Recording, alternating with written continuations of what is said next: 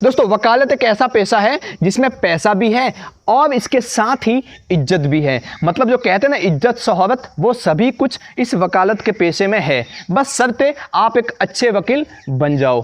वकील कैसे बनते हैं, इसकी सारी इन्फॉर्मेशन आपको इसी वीडियो में मिलने वाली है। हम सबका सपना होता है जीवन में कुछ बड़ा करना, किसी का IIT में जाना, किसी का डॉक्टर बनना, किसी का UPSC क्रैक करना, सबका अलग अलग सपना होता है और किसी का सपना होता है वकील बनना। लेकिन एक अच्छा वकील बनना, अगर आप एक अच्छे वकील बन जाते हो तो आपके पास पैसे भी बहुत होंगे और इज्जत भी बहुत ज़्यादा होगी। आप बड़े बड़े वकीलों को देख लो, जैसे राम जेठमलानी, कपिल सिब्बल, इसके बाद हरीश साल्वे जैसे बहुत बड़े बड़े वकील हैं जिनके पास पैसों की कमी नहीं है और इज्जत की भी कोई कमी नहीं है।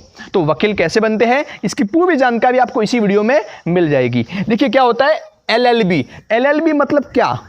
तो LLB जो शब्द है ना, वो बना है लीगम या लेगम से। लेगम जो शब्द है वो एक लैटिन भाषा का शब्द है। कौन सी भाषा का? लैटिन भाषा का शब्द होने के कारण इसके साथ ही ये एक प्लूरल शब्द भी है। लैटिन भाषा का शब्द तो है ही, इसके बाद एक प्लूरल शब्द है, इसीलिए लेगम को डबल L से दर्शाते हैं।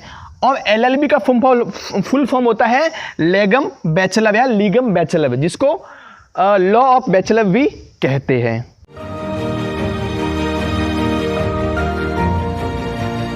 दोस्तों, आप वकील दो तरीके से बन सकते हो। पहला तो ये कि आप 12th के बाद वकील बन जाओ और उसी की पढ़ाई करते चलो, और दूसरा ये कि आप ग्रेजुएशन कंप्लीट करने के बाद, अपने स्नातक कंप्लीट करने के बाद वकालत की पेशे में आओ और उसकी पढ़ाई करो। मैं आपको दोनों तरीके बताने वाला हूँ कि आप 12th के बाद वकील कैसे बन सकते हो और ग्रेजुएशन के बाद वकील कैसे बन सकते हो। तो सबसे पहले हम देखेंगे कि आप 12th के बाद वकील कैसे बन सकते हो। अगर आपको 12th के बाद ही वकालत के पेशे में जाना है, आपको वकील बनना है, तो टोटली 5 साल का जो है समय लगेगा। इसके लिए आपके 12th में कम से कम 50% होने चाहिए, चाहे कोई भी फील्ड हो, आर्ट्स, कॉमर्स, साइंस, कोई भी। आप आर्ट्स लेके भी वकील बन सकते हो, साइंस लेके भी वकील बन सकते हो, कॉमर्स लेके भी वकील बन सकते हो। किसी भी फील्ड से आपको कम से कम 50% चाहिए। अगर आप SC ST से आते हो तो आपके 45% में भी हो जाएगा, इतनी आपको 45% की रियायत मिल जाती है। इसके बाद मान लीजिए अगर आपने साइंस से 11th 12th की है तो आप BSc प्लस LLB कोर्स ले सकते हो, वहाँ से आपकी वकालत स्टार्ट कर सकते हो। इसके बाद अगर आपने BA से स्टार्ट की है, मतलब आपने 11th और 12th BA से की हुई है, तो आप BA LLB ले सकते हो। अगर आपने बिजनेस एडमिनिस्ट्रेशन से 11th और 12th की हुई है तो आप BBA प्लस LLB ले सकते हो। अगर आपने BCom मतलब कॉमर्स से जो है 11th 12th की हुई है तो आप BCom LLB ले सकते हो। इसके अलावा अगर आपने सोशो लीगल से 11th और 12th की हुई है तो आप BSL LLB कोर्स ले सकते हो।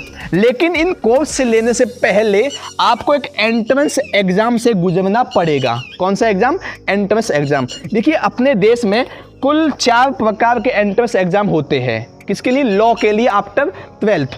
तो सबसे पहला एग्जाम है क्लैट, CLAT, क्लैट मतलब क्या? कॉमन लॉ एडमिशन टेस्ट, ठीक है ना। तो इसमें क्लैट आप जब एग्जाम दोगे तो इसमें देश की कुल 18 नेशनल यूनिवर्सिटी जो है आ जाती है। इसके बाद अगर आप इस टेस्ट को निकाल लेते हो तो जितनी भी अपने देश में 18 बड़ी बड़ी यूनिवर्सिटी, आप उन यूनिवर्सिटी में जाके किसी भी जहां आपका नंबर लगे वहां जाके आप पढ़ सकते हो। इसके बाद आता है LSAT, law school admission test.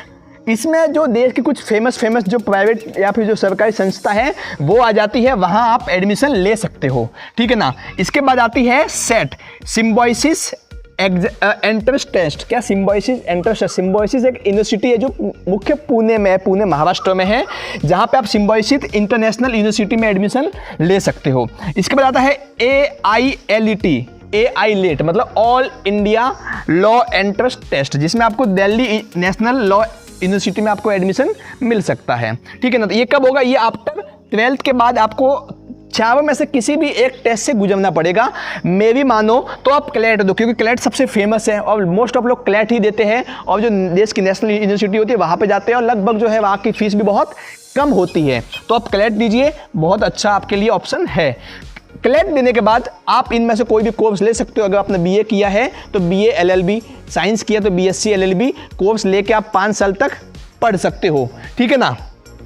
अभी इस एग्जाम को देने के लिए कुछ सिलेबस होता है, कुछ हमको नॉलेज होना चाहिए। तो किस चीज़ का नॉलेज होना चाहिए?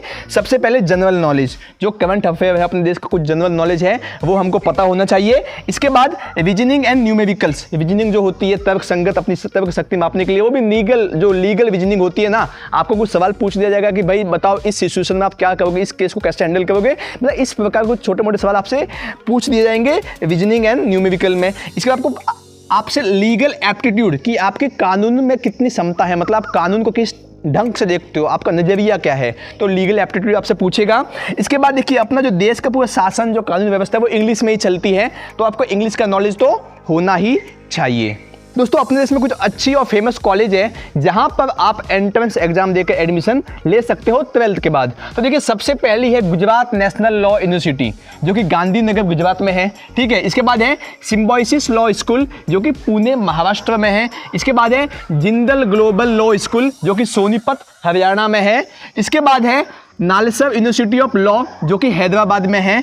इसके बाद है नेशनल लॉ यूनिवर्सिटी, जो कि वैसे तो इसकी टोटल 23 के आसपास शाखाएं हैं, लेकिन न्यू दिल्ली वाली, जोधपुर वाली और भोपाल वाली जो है काफ़ी अच्छी है, ठीक है। और भी जो बाकी अन्य है वो भी बहुत अच्छी है, लेकिन ये थोड़ी इनकी जो रेटिंग है वो अच्छी है, ठीक है ना। इसके बाद छठा है National Law School of India University, Bengaluru में है। इसके बाद सातवां है West Bengal National University of Jurisdictional Science, जो कि कोलकाता में है, ठीक है ना। तो ये कुछ फेमस यूनिवर्सिटी थी जहाँ पे आप एडमिशन ले सकते हो 12th के। तो अगर आपको ग्रेजुएशन के बाद, मतलब स्नातक के बाद आपको लॉ करना, तो आप कैसे कर सकते हो? स्नातक मतलब आपने बीएससी कर ली, बीए कर ली, या फिर आपने बीकॉम कर ली, उसके बाद अगर आपको लॉ करना है तो कैसे कर सकते हो? तो देखिए इसमें आपको 3 साल का समय लग सकता है, मतलब 3 साल का समय लगेगा आपको लॉ करने के लिए। 12th में आपके 50% होने कंपलसरी है। आप अगर SC ST कास्ट से हो तो 45% में हो जाएगा।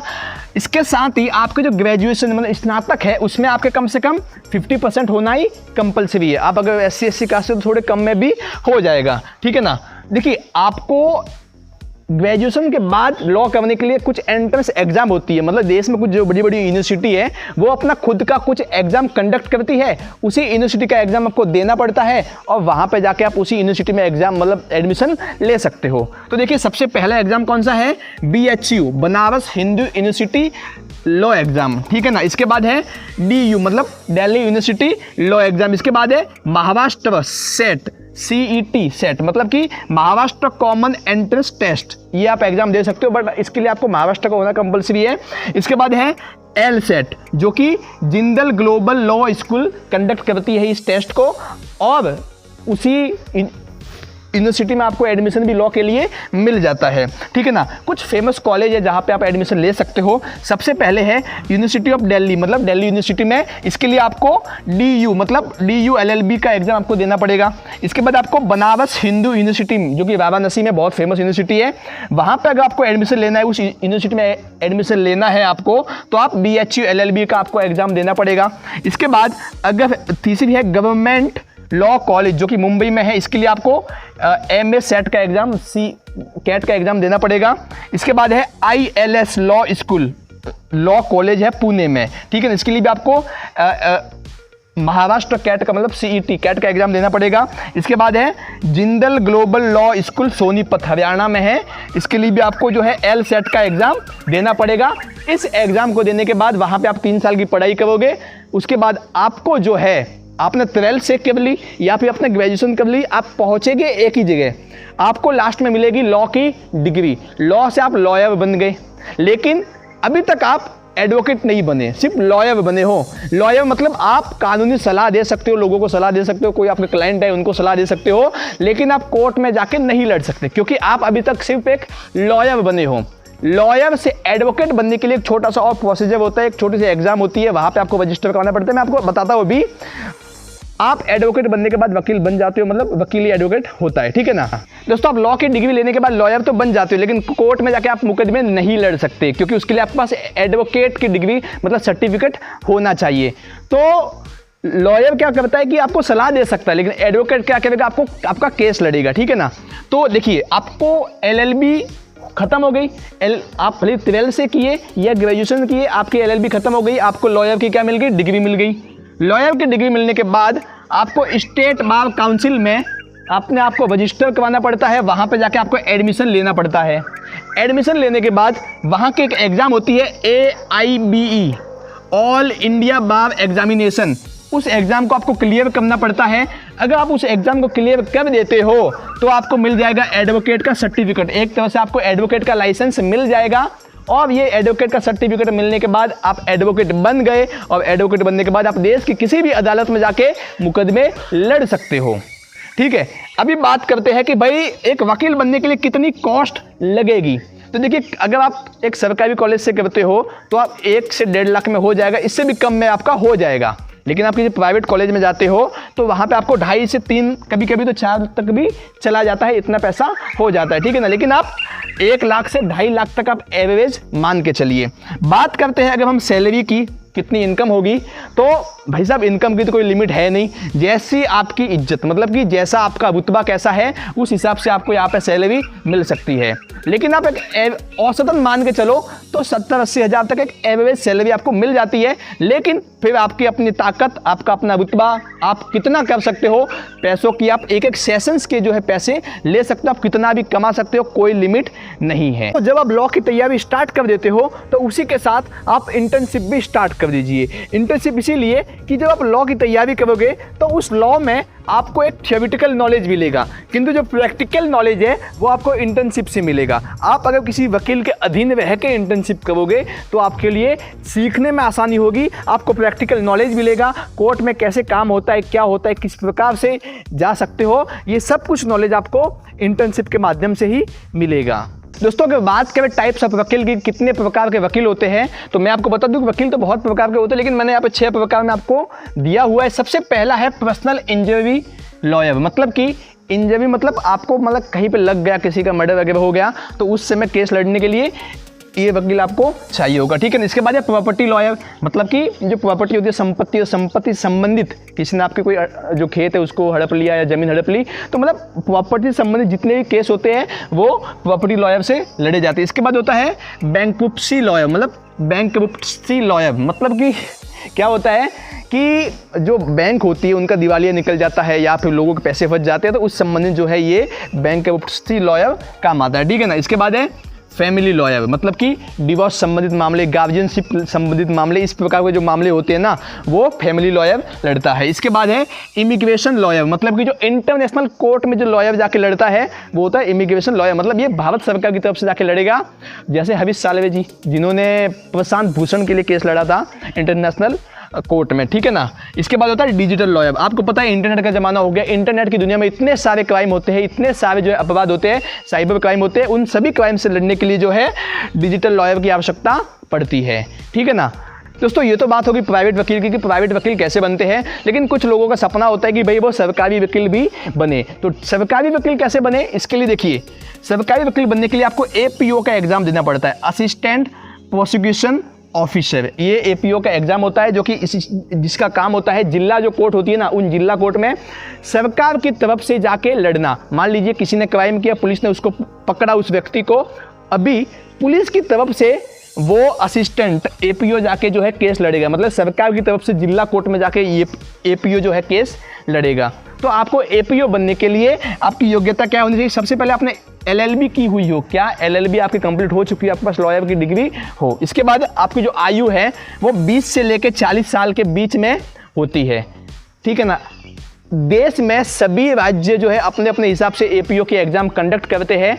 मैं बात करूँ अगर विशेष तौर पर राजस्थान की, तो राजस्थान में RPSC, Rajasthan public service commission, ठीक है ना, वो एग्ज़ाम कंडक्ट करती है, जिसमें आपको लिखित एग्जाम देनी पड़ती है। लिखित एग्जाम आप अगर क्रैक कर लेते हैं, इसके बाद आपको जो है साक्षात्कार, मतलब आपका इंटरव्यू होता है, जिसके बाद आप जाकर जो है आपका लिस्ट में अगर नाम आ गया तो आपका APO के तौर पे आपका सिलेक्शन हो जाएगा।